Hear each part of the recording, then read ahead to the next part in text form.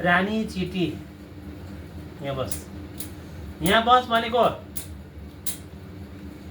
एक जंगल था, उसमें एक घमंडी शेर रहता था।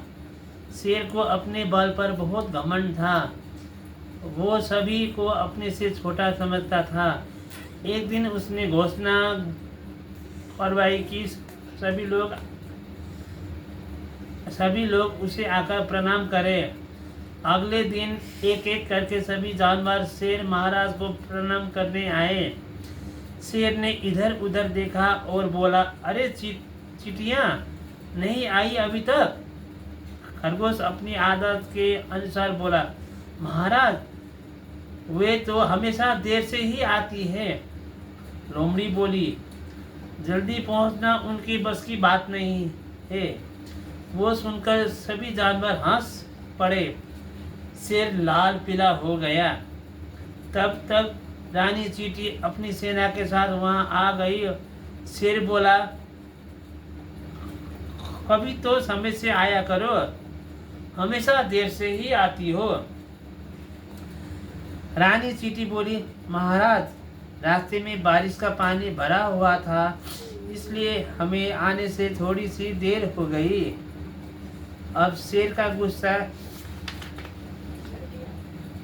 बढ़ गया।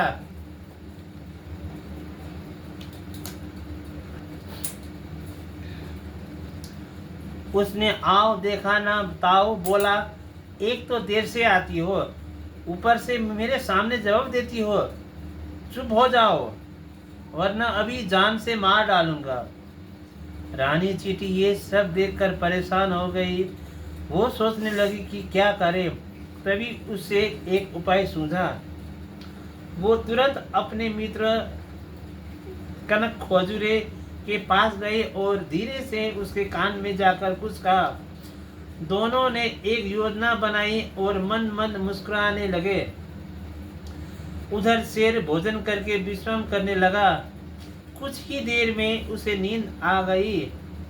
कन खजूरा चुटके से शेर के कान में घुस गया।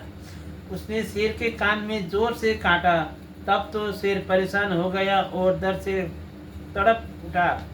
वो इधर उधर उछलने लगा, पर किसी भी तरह दर्द कम नहीं हुआ। इतने में जंगल के सभी जानवर भी आ गए। शेर के काने का दर्द बढ़ता ही जा रहा था। तभी जानवर चुपचाप खड़े थे, पर वो शेर की कोई मदद नहीं कर पा रहे थे। हाथी बोला, महाराज मुझे लगता है कि आप कान में कोई कीड़ा घुस गए, जिसके कारण आपको कष्ट हो रहा है। आप रानी चींटी को बुलवाए, वही आपकी मदद कर सकती है। शेर ने रानी चींटी को संदेश भेजा। थोड़ी देर में ही रानी चींटी अपनी सेना के साथ शेर की गुफा में पहुंच गई। शेर ने कहा, मेरे कान में बहुत तेज दर्द है, कृपया मेरी मदद करो। रानी चींटी धीरे से मुस्कुराई और शेर के कान पर चढ़ गई। वहां पहुंचकर उसने कन खजूरे को आवाज लगाई, धन्यवाद मित्र, अब तुम बाहर आ सकते हो। रानी चींटी की आवाज सुनकर कन खजूरा झटपट बाहर आया। उसके बाहर आते ही शेर का दर्द से छुटकारा मिल गया। शेर बोला, चींटी बहन मुझे क्षमा कर दो। मेरी समझ में आ गया है कि कभी किसी को छोटा नहीं समझना चाहिए। वो देखकर रानी चींटी मुस्कुराती हुई वहां से चली गई। इस प्रकार एक नन्हे से कन खजूरे और चींटी ने शेर का घमंड चूर चूर कर दिया।